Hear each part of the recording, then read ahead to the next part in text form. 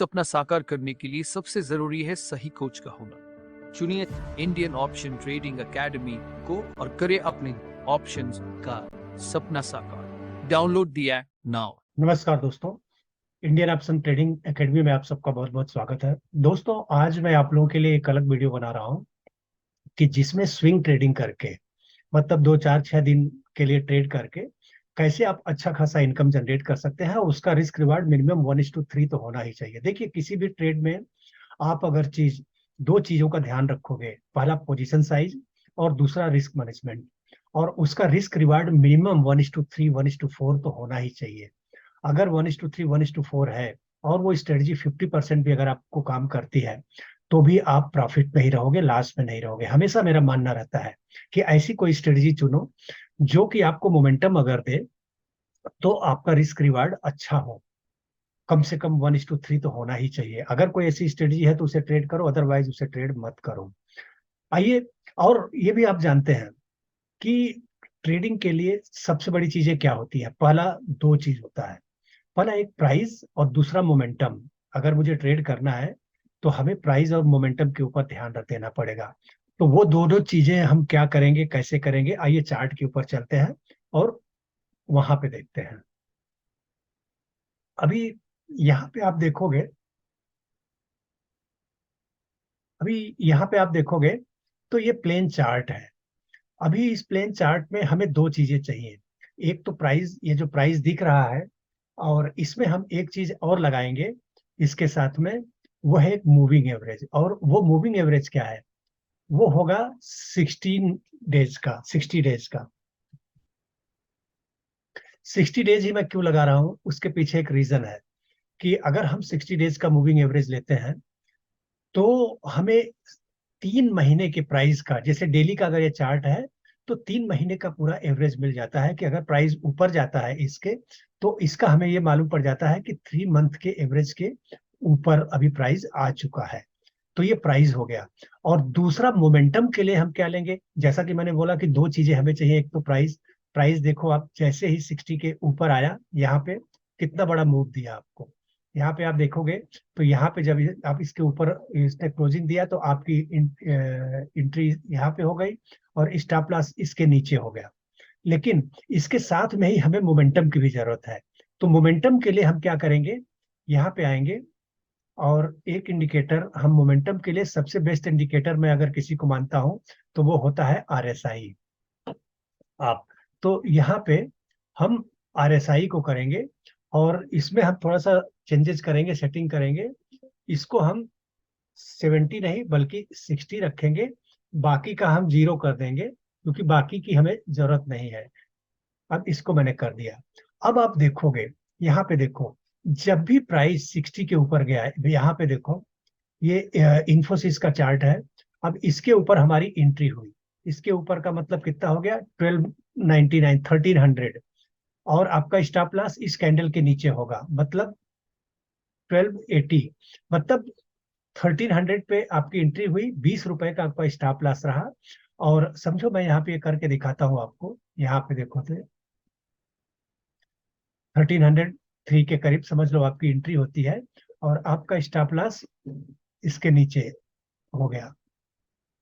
और इसने कहाँ तक का टारगेट दिया, 182। मतलब 1:7 के करीब आपको दिया। कितने दिनों के अंदर दिया, 1 2 3 4, मतलब एक हफ्ते 10 दिन के अंदर ही आप देखोगे आपको दिया।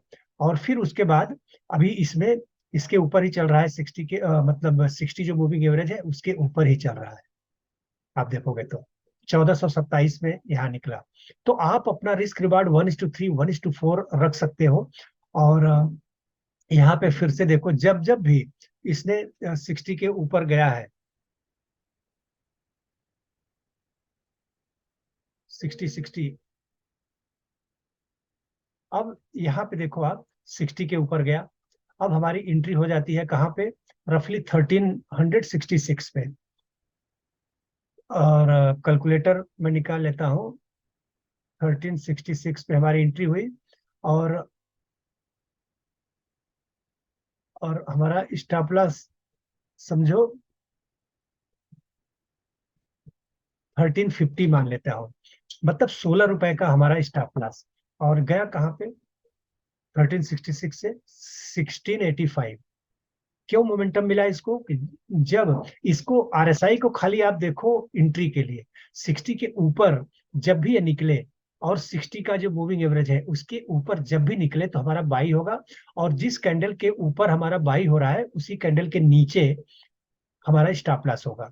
तो हमारा स्टॉप लॉस क्या होगा, बहुत ही कम होगा, 15 से 20 रुपए 25 रुपए का हमारा मैक्सिमम स्टॉप लॉस होगा। लेकिन जब हमें मोमेंटम मिलेगा तो आप देख रहे हो 100 रुपए 150 रुपए का, मतलब 1:4 1:5 का मोमेंटम आराम से निकल जा रहा है। उसी तरीके से हम टाटा मोटर में देखते हैं।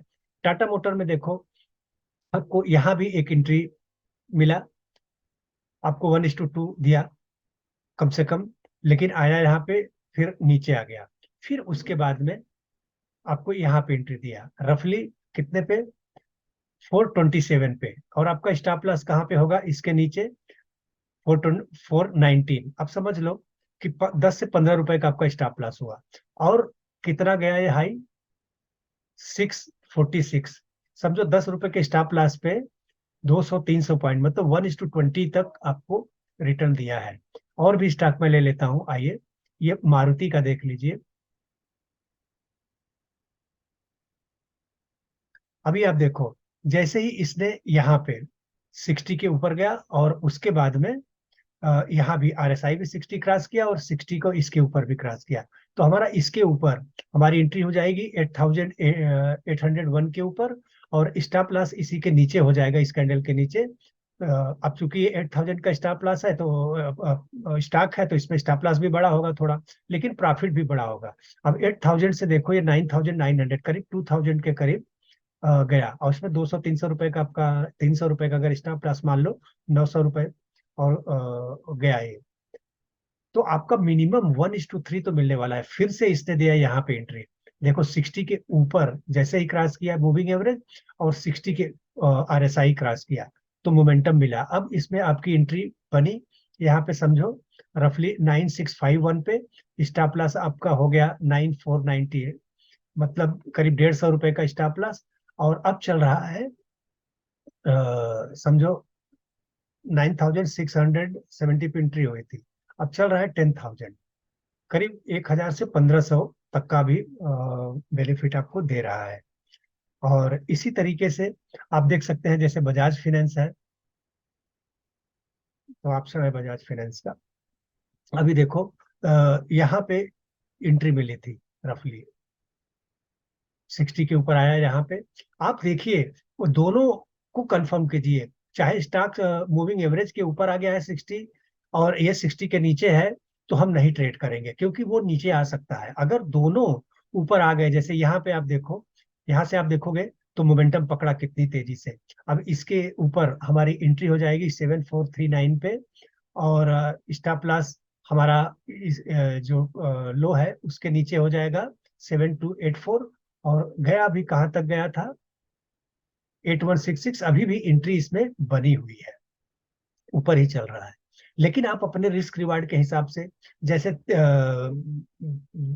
2 लाट में ट्रेड करो, 2 लाट में मत ट्रेड करो, स्टॉक में ट्रेड करो। मान लीजिए कि 100 स्टॉक आपने लिया हुआ है, तो 50 स्टॉक को 1:2 पे निकल जाओ, और बाकी के 50 स्टॉक को आप ट्रेल करते रहो, ट्रेलिंग स्टॉप लॉस लगाते रहो। तो ट्रेलिंग स्टॉप क्या लगाना चाहिए, कैसा लगाना चाहिए, अगर आप लोग कमेंट में डालोगे तो मैं ट्रेलिंग स्टॉप लॉस के ऊपर एक अलग से वीडियो बनाऊंगा, जो कि उसमें अगर आपके पक्ष में जाता है तो आप पिरामिडिंग कैसे कर सकते हो, ट्रेल कैसे कर सकते हो, ये सारी चीजें उसमें हम बताएंगे। तो कहने का मतलब दोस्तों ये है कि दो चीज, एक प्राइस मतलब 60 मूविंग एवरेज लगा लीजिए, और आरएसआई लगा लीजिए। जब भी आरएसआई 60 के ऊपर जाए और मूविंग एवरेज 60 के ऊपर क्लोजिंग करे, तो वो कैंडल आपका रेफरेंस कैंडल होगा, उसके ऊपर आप बाई कीजिए, उसके नीचे का आपका स्टॉप लॉस होगा। आपका स्टॉप लॉस बहुत छोटा होगा, 10 से 15-20 रुपए जैसा स्टॉक है। अब 8000 10,000 का स्टॉक है तो 200-300 रुपए का भी हो सकता है स्टॉप लॉस। लेकिन अगर छोटे स्टॉक है 500-600 के 1000 के, तो आपके छोटे स्टॉप लॉस होंगे। और आप उसमें जैसे आप अपने मनी मैनेजमेंट के हिसाब से 1 लाख रुपए का अगर आप इन्वेस्टमेंट करते हो, तो 50,000 का 1:2 1:3 पे मिनिमम आप काट लो, उसके बाद उसे ट्रेल करते रहो, ट्रेलिंग स्टॉप लॉस लगाते रहो। तो दोस्तों होप ये वीडियो आप लोगों को बहुत अच्छा लगा होगा, और पहली बार इस चैनल पे आए हैं तो सब्सक्राइब करके बेल आइकॉन दबा दें, और अगर मुझसे जुड़ना चाहते हैं तो ऐप डिस्क्रिप्शन में दिया हुआ है, वो उससे जुड़ जाइए, और हमारा option mastery with working people trading strategy अगर आपको चाहिए तो आप सब्सक्राइब कर सकते हैं। बहुत बहुत धन्यवाद दोस्तों, थैंक यू।